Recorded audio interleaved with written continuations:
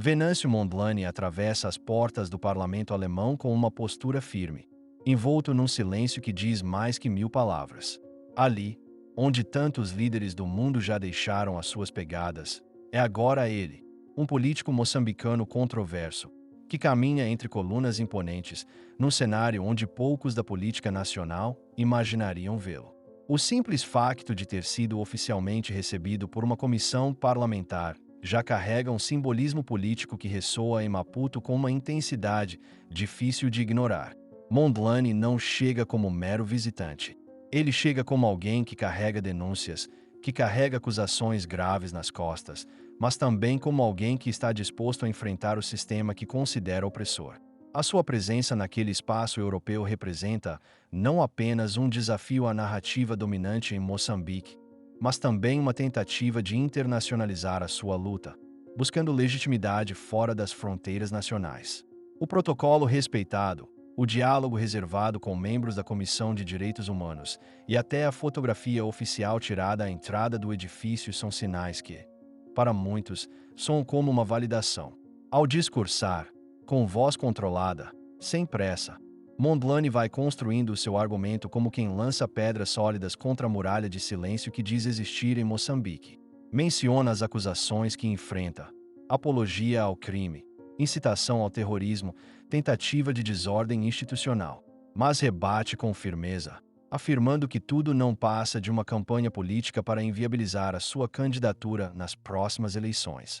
Refere-se ao presidente Daniel Chapo sem nunca pronunciar o nome completo, mas deixa claro de quem está a falar. Insinua que houve promessas, que houve acordos, e que esses acordos foram ignorados depois que a sua popularidade começou a subir. E aí entra o ponto que mais inquieta os que o ouvem: as testemunhas. Mondlane afirma que não está só, que há figuras influentes dentro da academia, como o reitor da Universidade Técnica de Moçambique, que podem confirmar que existia um entendimento político que foi traído. Diz que essas pessoas, embora pressionadas, ainda guardam provas, registros e que em breve tudo poderá vir a público. A narrativa que constrói não é apenas defensiva. Ele vai além. Apresenta documentos, mostra cópias de trocas de e-mails com intermediários do governo, menciona encontros em hotéis de Maputo, onde supostamente foram alinhadas estratégias para garantir a estabilidade política numa eventual aliança.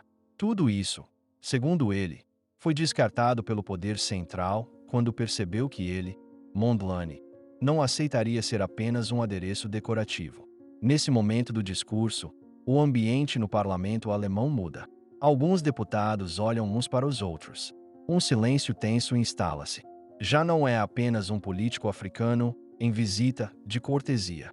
Agora é alguém a fazer acusações sérias sobre manobras antidemocráticas, sobre falsificação da verdade, sobre a manipulação da justiça. O contraste com o tratamento que recebe em Berlim é evidente. Ali é tratado com respeito, com escuta, com espaço para falar. Em Moçambique, segundo ele, é tratado como o inimigo do Estado. Após a sessão, Mondlane tem reuniões privadas com juristas e organizações de direitos humanos. Apresenta um esboço do que chama de estratégia de resistência jurídica internacional. Diz que está em contato com advogados que já defenderam casos no Tribunal Africano dos Direitos Humanos e no Tribunal Europeu. Afirma que, se Moçambique não garantir um julgamento transparente, recorrerá a essas instâncias. É uma jogada ousada, e ele sabe disso, mas afirma com convicção que não teme nada, que o que teme é o silêncio cúmplice que permite que injustiça se torne norma. Durante as conversas, é clara a preocupação com a sua segurança. Assessores sugerem que permaneça na Europa, mas ele recusa. Diz que deve voltar a Maputo, que quer enfrentar o processo judicial, mas com garantias mínimas de defesa. É nessa altura que revela que, antes mesmo da visita à Alemanha, já havia estado discretamente em outros países lusófonos, onde também procurou apoio político e jurídico. Cabo Verde, São Tomé e Guiné-Bissau foram pontos estratégicos na construção dessa rede. As imagens da visita correm às redes sociais. Uns celebram, outros condenam. Os defensores do governo dizem que Mondlane está a envergonhar o país, a sujar a imagem de Moçambique no estrangeiro. Os seus apoiantes dizem que finalmente alguém teve coragem de levar a luta para fora, onde talvez seja ouvida com mais justiça. Em Maputo, os jornais reagem com capas divididas. Há editoriais a chamá-lo de corajoso, outros de irresponsável. O debate intensifica-se nas rádios, nos mercados, nas redes. De um lado, a narrativa oficial tenta manter a ideia de que se trata de um réu em busca de impunidade. Do outro, cresce o sentimento de que talvez se trate, sim, de um político perseguido por desafiar o sistema. A fronteira entre herói e réu começa a ficar turva. E é neste clima de tensão que a cena termina, com Venâncio Mondlane de regresso a casa, consciente de que agora já não está apenas a enfrentar um processo judicial, mas que se tornou o rosto de um embate maior, entre duas visões de país.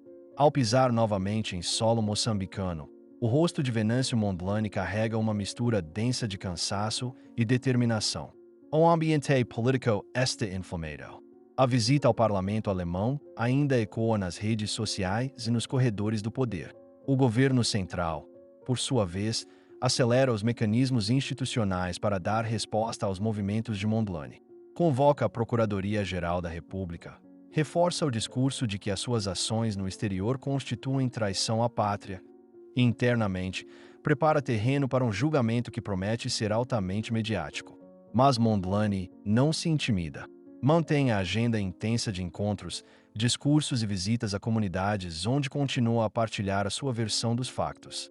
Leva consigo cópias das respostas recebidas na Alemanha, pequenos gestos de solidariedade que utiliza como combustível político e prova de que a sua voz já atravessou fronteiras. Nos seus discursos, repete a mesma ideia com força. Se o sistema quer silenciar-me, vai ter de enfrentar os olhos do mundo. Num desses encontros em Maputo, realizado num centro comunitário improvisado, Mondlane está cercado de apoiantes. Gente simples, líderes locais, jovens com camisetas com o seu rosto estampado. O ambiente é carregado de emoção e tensão. Ele sobe a uma pequena plataforma de madeira, pega no microfone e começa a falar com a mesma segurança demonstrada em Berlim. Não lê discursos. Fala como se estivesse numa conversa direta com cada pessoa. Conta como foi recebido na Alemanha. Fala do respeito com que foi tratado e menciona os parlamentares europeus que se mostraram preocupados com o que chamou de deriva autoritária em Moçambique. Mas, ao mesmo tempo, denuncia as ameaças que afirma ter recebido desde o seu regresso. Diz que há carros a segui-lo, que há tentativas de intimidação contra os seus familiares e que mesmo assim não recuará. Nesse momento, o público levanta-se, aplaude, grita o seu nome. Ele pede calma. Diz que não se trata de fazer guerra, mas sim de restaurar a dignidade da política nacional. Enquanto Mondlane intensifica as suas ações públicas, o sistema judicial acelera as acusações formais. A Procuradoria anuncia que ele será ouvido num processo especial, sob o argumento de que os seus actos ameaçam a segurança do Estado. A imprensa estatal cobre o evento como se fosse um espetáculo, destacando as possíveis penas que poderá enfrentar. Mas, do outro lado, a sua defesa já se movimenta. Os advogados internacionais que mencionara em Berlim começam a entrar em contato com instituições moçambicanas, solicitando garantias de imparcialidade. Há um foco particular nas declarações prestadas por testemunha-chave. O reitor da Universidade Técnica, citado anteriormente por Mondlane, é agora pressionado publicamente a esclarecer se houve de facto encontros com representantes do governo. A resposta é ambígua, mas suficiente para lançar mais dúvidas sobre a narrativa oficial. Outros acadêmicos e figuras políticas começam, discretamente, a manifestar apoio à ideia de que o julgamento poderá não ser justo.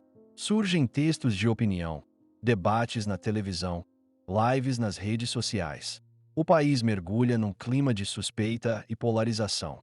Ao mesmo tempo, cresce uma corrente de solidariedade internacional. Organizações de defesa dos direitos humanos, sindicatos europeus e até algumas figuras da política africana começam a emitir comunicados a favor de um processo transparente. Em Moçambique, no entanto, as autoridades negam qualquer perseguição política. Reforçam que a justiça será feita de acordo com as leis nacionais e acusam Mondlane de tentar manipular a opinião pública internacional. Para os seus apoiantes, essas palavras soam como uma tentativa, desesperada, de controlar a narrativa.